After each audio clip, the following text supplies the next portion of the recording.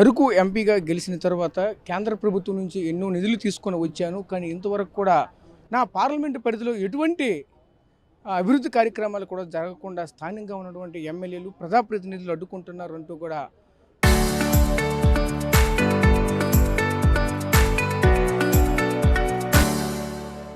గోలుగోలున వినిపిస్తున్న నేపథ్యం అయితే కనిపిస్తూ ఉంది. ఇదే క్రమంలో మనతో పాటు మాట్లాడడానికి అరకు ఎంపీ ఉమ్మ తొనజరానికి ఉన్నారు. ఆవిడతో మాట్లాడి మరి వాళ్ళు తెలుసుకునే ప్రయత్నం చేద్దాం. అమ్మ చెప్పండి అమ్మ, ఏం జరిగింది ఏంటి? అసలు మీరు ఎంపీగా ఎన్నికైనప్పటి నుంచి నేటి వరకు ఏ ఏ నిధులు తీసుకుని వచ్చారు, ఎంతవరకు తీసుకుని వచ్చారు, అసలు ఏం జరిగింది? ఇంతవరకు కూడా అసలు ఎటువంటి అభివృద్ధి కార్యక్రమాలు కూడా మీ పరిధిలో జరగలేదని చెప్తూ ఉన్నారు. దానికి ప్రధాన కారకులు ఎవరు? అసలు ఏం జరుగుతుంది? అంటే నేను ఎన్నికైనప్పటి నుండి ఈ రోజు వరకు నేను సెప్టెంబర్ 2024లోని నా వర్క్లన్నీ కూడా గ్రౌండ్ చేయండి అని చెప్పి కలెక్టర్ గారికి చెప్పడం జరిగింది. అప్పుడు వేరే కలెక్టర్ ఉండేవాళ్ళు. అయితే ఆయనతో చెప్పిన తర్వాత ఖచ్చితంగా చేస్తాము అని చెప్పేసి అన్నారు. ఈవెన్ మాది ఈ నోడల్ డిస్ట్రిక్ట్ వేరవ్వడం వల్ల మేబీ ఈ ఇష్యూస్ అవుతున్నాయేమో, కొంచెం లేట్ అవుతుందేమో అని చెప్పేసి మేము అనుకున్నాం. కానీ దాని తర్వాత మళ్ళీ కలెక్టర్ మారిన తర్వాత నేను ఎన్నో రకాలుగా ఆయనకి చెప్పడం జరిగింది. ఎన్నో సందర్భాల్లో ఆయన కలవడం కూడా జరిగింది. అయితే గ్రౌండ్ చేయండి, చేయకపోతే అవ్వదు. ఎందుకంటే ఈరోజు నాకు ఓటేసిన ప్రతి ఒక్కరూ నన్ను ప్రశ్నించే పరిస్థితి నాకు ఉంది కాబట్టి, మీరు ఖచ్చితంగా నేను చేయాల్సిన బాధ్యత నాకు ఉంది కాబట్టి నేను చేస్తాను, మీరు చేయండి అని చెప్పేసి నేను ఆయనకి చెప్పడం జరిగింది. కానీ ఈ రోజు వరకు ఏ ఒక్క వర్క్ కూడా గ్రౌండ్ చేయకపోవడంలో నిజంగా పెద్ద క్వశ్చన్ మార్క్ ఏర్పడింది. ఎందుకు అని అంటే ఒకసారి దిశ మీటింగ్ ఒక 3 నెలల ముందు అయినప్పుడు నేను కలెక్టర్ గారిని పర్సనల్గా కలిసినప్పుడు నేను ఆయన అడిగాను, ఎందుకు సార్ ఎందుకు అవ్వట్లేదు అని. అంటే ఆయన చెప్పిన ఆన్సర్కి నిజంగా ఆశ్చర్యం కలిగించింది. ఎందుకు అంటే ఎమ్మెల్యేలు ఒప్పుకోవట్లేదు మీ వర్క్ తీసుకుని రావడానికి అని చెప్పి. ఈరోజు ఏ ప్రజలైతే ఎమ్మెల్యేని గెలిపించారో అదే ప్రజలు నన్ను కూడా ఒక ఎంపీగా గెలిపించడం జరిగింది. అయితే ఈరోజు వాళ్ళు ఎంత ప్రజాసేవ చేయాలని అనుకుంటున్నారో అదేవిధంగా నేను కూడా ప్రజాసేవలు చేయాలి అన్న విధంగా ఉంది.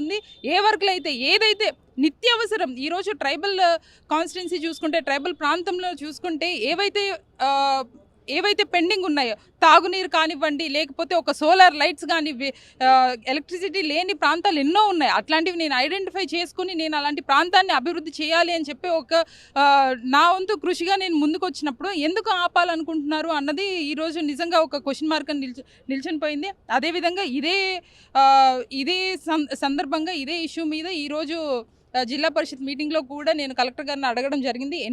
ఎన్నోసార్లు అడిగినా కూడా ఆయన ఒక వారంలో అయిపోతుంది, ఇంకో 2 వారాల్లో అయిపోతుంది అని అన్నారు. ఈరోజు కూడా అదే తరహాలో అదే సమాధానం నేను విన్నాను. కానీ చూద్దాం, మరి ఇంతమంది మీడియా ముందు నేను అడిగినప్పుడు కూడా ఆయన రెస్పాండ్ అవ్వలేదు అని అంటే, మనకు తెలుగులో ఒక సామెత ఉంటుంది కదా, ఇక ఎందుకులేండి ఇంకా మీడియా ముందు ఇవన్నీ, కానీ ఇంకా చేయడం మంచిది అని చెప్పేసి నేను ఆయన చేస్తే బాగుంటుందని చెప్పి నేను ఆశిస్తున్నాను. అంటే ఏ ఏ నిధులు తీసుకుని వచ్చారు కేంద్ర ప్రభుత్వం నుంచి? మీ పరిధిలోకి వచ్చిన నిధులు ఏంటి? ఏ ఏ నియోజకవర్గానికి ఎంతెంత మోతాదులో మీరు కేటాయించి చేశారు? ఏం జరిగింది అసలు?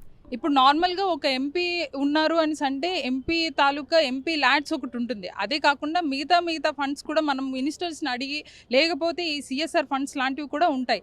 కానీ మరీ ముఖ్యంగా మా ఎంపీ ల్యాడ్స్ నుంచి అయితే ఈ పార్వతీపురం మన్యానికి సంబంధించి 2 కోట్ల నిధులు ఇవ్వడం జరిగింది. ఈ 2 కోట్ల నిధులతోని 40 వర్కులు మేము పెట్టడం జరిగింది. 40 వర్కుల్లో కూడా నిత్యావసరంగా ఏవైతే అవసరం ఉంటుందో, ఈ తాగునీరు కానివ్వండి, సీసీ రోడ్లు కానివ్వండి, లేకపోతే ఈ సోలార్ స్ట్రీట్ లైట్స్ కానివ్వండి, ఇవి పెట్టడం జరిగింది. కానీ ఎప్పుడు నేను కలెక్టర్ గారిని అడిగినా కూడా ఇవి పక్కన పెట్టి మాకు అంగన్వాడీ బిల్డింగ్లు ఇవ్వండి, లేకపోతే ఇంకొక ప్రాంతంలోని ఈ ఎలక్ట్రిక్ పోల్స్ ఇవ్వండి, ఇట్లా అని అంటున్నారు. అవి కూడా అవసరమే, కానీ ఇవి ఇంకా ఇంపార్టెన్స్గా తీసుకొని, ఇవి ప్రైమరీగా తీసుకొని ఈ వర్క్స్ ముందుకు తీసుకుని వెళ్తే బాగుంటుందని చెప్పేసి కలెక్టర్ గారికి ఈ మీడియా ముందుగా నేను విన్నపిస్తున్నాను. అంటే మీ యొక్క కాన్స్టిట్యున్సీ పరిధిలో ఉన్నటువంటి 7 నియోజకవర్గాల్లో ఉన్నటువంటి ఎమ్మెల్యేలు ఇది అడ్డుకుంటున్నారు అనుకుంటున్నారా, లేదంటే అక్కడ ఉన్న స్థానిక అధికారులు అడ్డుకుంటున్నారా? మరి ఆ విషయాలన్నవి ఇంకా కలెక్టర్ గారికే తెలియాలి. ఎందుకని అంటే నేను వెళ్ళి ఎమ్మెల్యేలతో నేను మాట్లాడే పరిస్థితులు నాకైతే లేవు. ఎందుకని అంటే వాళ్ళకి ఫండ్స్ ఉన్నా కూడా వాళ్ళు వచ్చి ఎంపీ గారు ఇవ్వాలా వద్దా అని చెప్పేసి నన్ను అడగరు. నేను వాళ్ళని అడిగే పరిస్థితి కూడా లేదు.